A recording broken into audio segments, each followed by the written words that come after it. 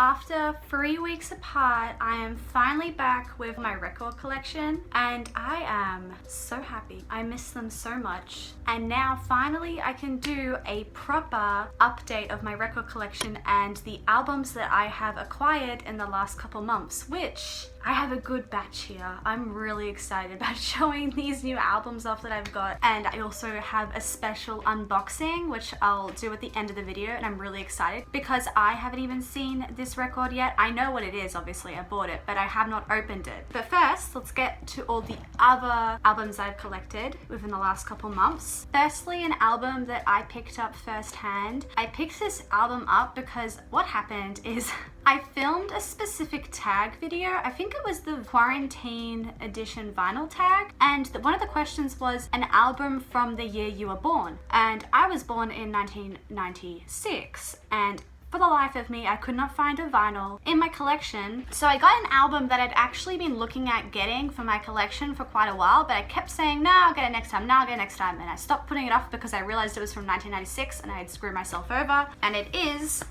Endtroducing by DJ Shadow. He does beats, instrumentals, like hip-hop sort of style, and obviously this is from 1996. And it's also got the lovely record store on the back of it as well. I particularly love this album cover because it's in a record store, and there's also a cat. But yeah, no, I really do. I love this album. Organ Donor off this album is in my top 100 songs of all time.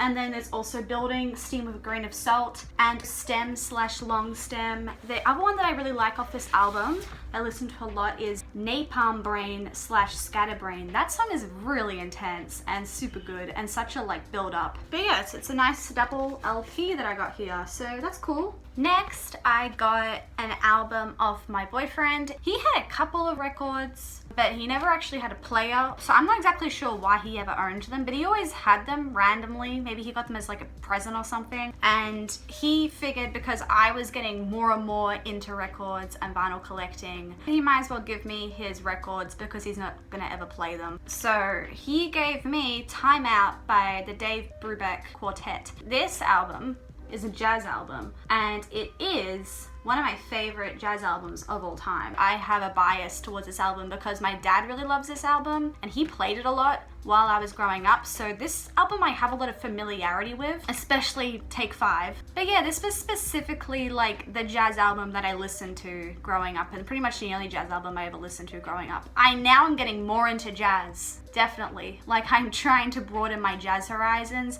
continuously, but this is gonna be the first jazz album I own on vinyl, so I'm really excited about that because it's starting that little like jazz collection that I want to have one day. And it seems fitting that this would be the album that I would first own within the jazz genre because it was the first jazz album I was ever shown in my entire life. So there you go. Okay, next we have a couple of vinyl quickly that I got off my sister. These are not like in the best condition because what's happened to these vinyl is that they were also owned by my auntie for like decades. And I got a lot of vinyl off my auntie, but I didn't get all of it. My auntie gave some of it to my sister, but because now my sister is more into electronic music, like EDM's her favorite thing ever in the whole entire world. So I got a few EDM albums from the 1990s off my auntie, and I figured like me and my sister could do a vinyl swap because she would have gotten more out of those albums than I would. So she ended up giving me some vinyl that my auntie gave her. Yeah, okay, so this is like The Police, okay? However, I'm not I don't exactly understand what's going on here. The actual record inside and then the sleeve are different things. Oh, the inside is Zenyatta Mondatta. It looks like I have a sleeve to the greatest hits or something because it's got all their best hits. It's got Roxanne, Can't Stand Losing You, Message in a Bottle, Walking on the Moon, Don't Stand So Close to Me, and also Everything She Does Is Magic. I'm pretty sure this is like a greatest hits sort of sleeve, but it's actually got one of their albums, Zenyatta Mondatta, actually on the vinyl, so that's a bit of a mess, but you know, I have this now in my collection, so I can say 1+ in my vinyl collection for this, even though like what's even going on there. And then we also have something that was shown in the thumbnail of my how-to vinyl video. It is a really beautiful cover. I love this color. It is New Order Movement. Once again, this album is just not looked after well, but you know, Still own it, still have it, that's great. I particularly don't listen to a lot of New Order, but I want to, and so that's nice to have this. Essentially, I'm a big Joy Division fan. For those of you that don't know, New Order is the band that Joy Division then formed after Ian Curtis's death. So I've always really wanted to get into this band, but I just haven't really ever vibed with them when I've listened to them in the past. But it's been a while since I've tried them out, and my music taste is forever changing. And New Order gets recommended to me a lot in my life, so I feel like I need to go back to them and try them out again. So, you know, I'm pretty happy to have this. And then we have some really good stuff here. Okay, so firstly, we have Polygondwanaland by King Gizzard and the Wizard Lizard. Picked this up from a local record store that is now my favorite record store because they had a good collection of King Gizzard vinyl, and I'm really excited to head back there and get some more. But essentially, what's great about this album is that there's only 500 of them. And there's only 500 of them because of that.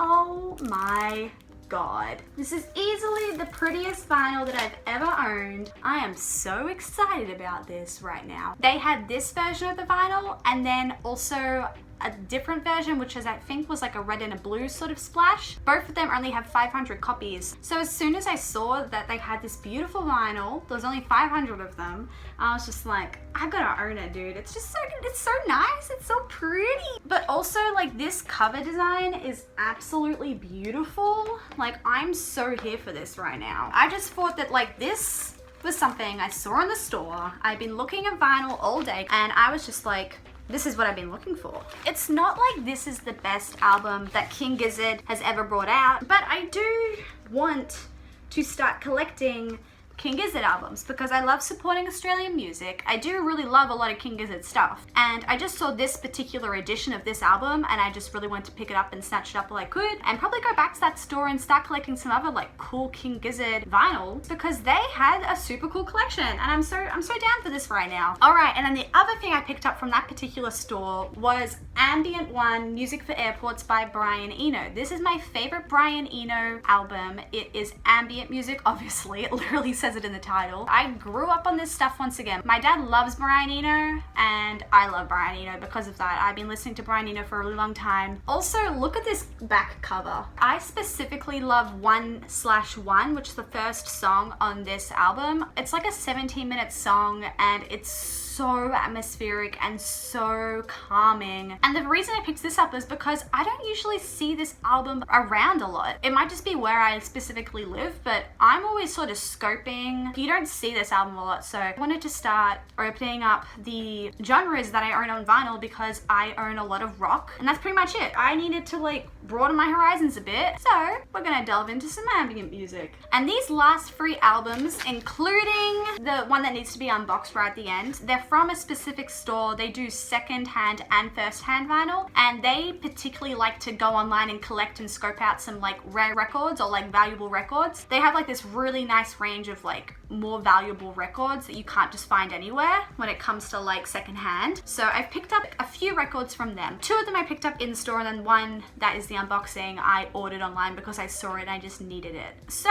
firstly, the ones I picked up in store, I got Oh No, It's DEVO second-hand. This is an original UK pressing from 1982. I have a few other original DEVO records, Australian pressings, because my auntie bought them when they first came out, but I don't have this one. I didn't have this at all. I think I have like New Traditionalists and Q Are We Men. So when I saw this and I saw that it was an original, I was like, I'm getting it. Once again, I don't love this album as much as their other ones that I own, New Traditionalists and Q Are We Men, but I do like to own it. I'm really excited to listen to it, and I like growing my DEVO collection because they are a band that are really near and dear to my heart, and I think they're super fun and very entertaining. They're literally potatoes on this album cover, like come on. Okay, we then have The Birthday Party Junkyard. This is an Australian classic, dudes. This is the band that Nick Cave was in before he was in Nick Cave and the Bad Seeds, a band that I love so much. I am very excited to listen to this. I saw it, I picked it up because I want to listen to it, I want to see what it's about, and then if I really hate it, I can just give it to my dad anyway, so he'll be happy to have this. And also, this cover is literally insane. And this copy that I got also has a limited edition 7-inch single inside, so let's take a look because I haven't seen that yet. Let's go. What's inside? What's inside? This is cool. This is super cool. So we've got the birthday party, release the bats, and blast off. So this will be cool as well. I've got a couple of singles here to listen to on the 7-inch. That's great. 2 vinyls in one. And lastly, we have the unboxing. I am so excited.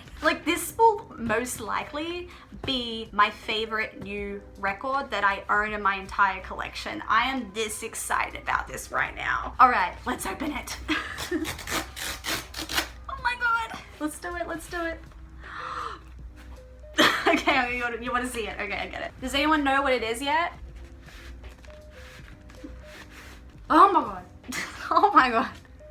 It's literally me right now. All right, so we got a little thank you from the store that I ordered the record from. They're called Rare Records. I love them so much. They have a really good range. Thank you very much, Rare Records, for your beautiful service. And we've got a second Japanese pressing of Court of the Crimson King by King Crimson. It's got the obi, which is like, essentially these little obis, they're just strips of advertisement that they place on records when they first are sold in the store. It has the original price of it, 2,500 yen, which damn, that's so cheap. I bought this album for a bit more than that. And usually it just either like says what this record is or advertises other records, but having these obi strips on them, people love that. Like, collectors apparently love having these obi strips on them. So when I saw that this was firstly Call the Crimson King, one of my favorite albums of all time, my favorite prog rock album of all time. This album's probably in my top 10 albums of all time. Like, I love this album so much. Secondly, second pressing of it. Thirdly, it's a Japanese pressing, which Japanese are known for good quality. And also, I don't have any Japanese pressings, so I wanted to branch out, buy a Japanese pressing, because Japan is one of my favorite countries I've ever visited in my entire life. I love it there. I think that they're so amazing in so many ways. And there's quite a vinyl scene over there, that's for sure. Like, I'm really annoyed at myself because I realized after I went there how much of a record scene there is. And now I want to go back so bad so I can go to all the record shops. But you know, until then, this will suffice. And then fourthly, I wanted this album because it has the obi. The obi is just so beautiful. Like, whether you like it or not, I love it. And also it increases the value of the record. Like, it makes it more of a collectible, which I like. Inside, which is absolutely beautiful. And the back. I'm so happy with this. This is like my new favorite thing that I own ever. But yeah, that is all the vinyl that I've acquired. Thank you everybody for watching. I hope you enjoyed looking at the new vinyl that I got and also unboxing this new beautiful thing that I own with me. Until next time, remember to please like the video and talk to me in the comments and subscribe, and I'll see you next time in my next video. See you later, bye!